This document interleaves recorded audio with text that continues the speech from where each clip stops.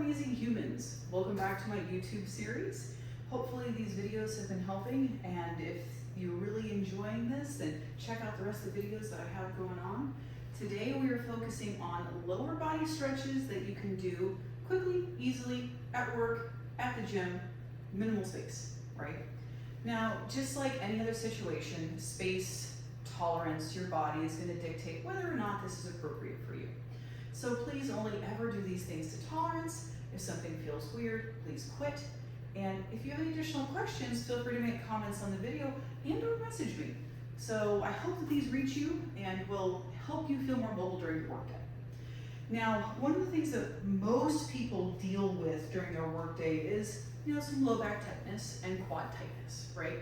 What happens is, in a perfect world when we're all nice and neutral, hamstrings are strong enough to keep up with quads, life is happy, your SI joint is in the middle and isn't screaming at you, right?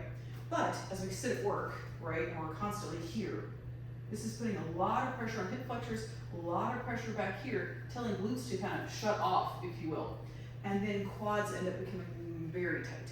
Then you go to do your workout, or then you go to do other things, and glute and hamstrings they can't keep up. So the number one stretch I always recommend for people that are feeling tightness in low back, knees, hips while you're at work is some kind of quad stretch.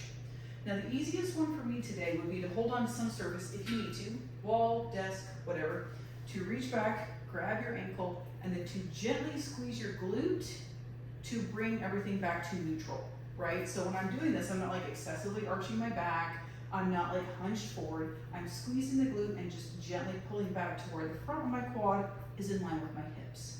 Now, for some people, that may cramp up your hamstring pretty bad. That being the case then, this is a little high for demonstration's sake, but you could get a chair or something lower or a bench, put your foot back on it, squeeze, and feel that very similar stretch.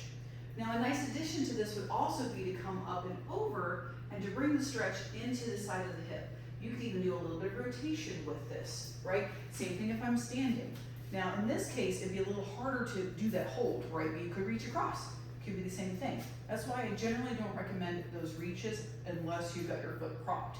But here, I could still rotate my torso a little bit, just like so. But you have to squeeze the glute in order to make sure it's going to the front of the hip, or front of the quad, I should say, taking pressure off the front of the hip. Now, another great lower body stretch that I love is finding whatever surface makes sense for you to bring your knee up onto. This could be a chair, this could be a desk, this could be some railing, right? And in this case, what I'm gonna do is I'm gonna gently lean forward until I feel the stretch through the hip, right in back through here. So I'm here, and you can even have a whole leg up there if you need to. Gently pulse into it. I'm gonna lean towards the direction of the knee. If you're balanced enough, you can even lean and give that little bit of rotation. Taking pressure and getting more blood flow back to the glutes, especially like piriformis, glute med, it takes pressure off back. Plus, it helps the body with recognizing that that tissue can be used throughout the rest of your day. Now, this is gonna seem a little bit more like an upper body stretch, but this goes back to the one I started to show you before with the quad. If you're doing this kind of quad stretch and you're not supported, another great pressure off of low back and hips would be a TFL stretch and a psoas stretch.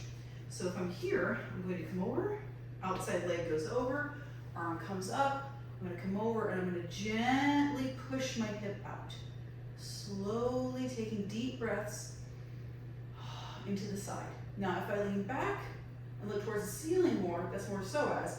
If I lean forward and look down, that's more of that QL muscle in the back. So always play with your ranges of motion a little bit. Give it some gentle pulses, especially if you're at work or if you're getting ready to go to the gym, because you want that tissue moving. Now if you're done for the night and you just want to really feel a nice deep stretch, you can hold any of these stretches longer. But once again, I generally recommend 30 seconds to a minute.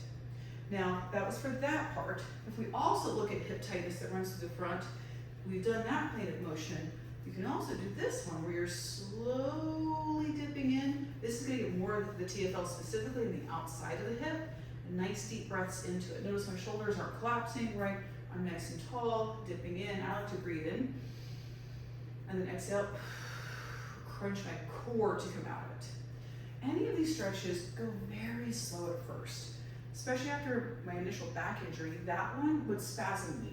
And so I had to be very careful and very intentional incorporating that range of motion back in with breath, with help from practitioners, so that my tissue, even though it was good for me, was not overreacting.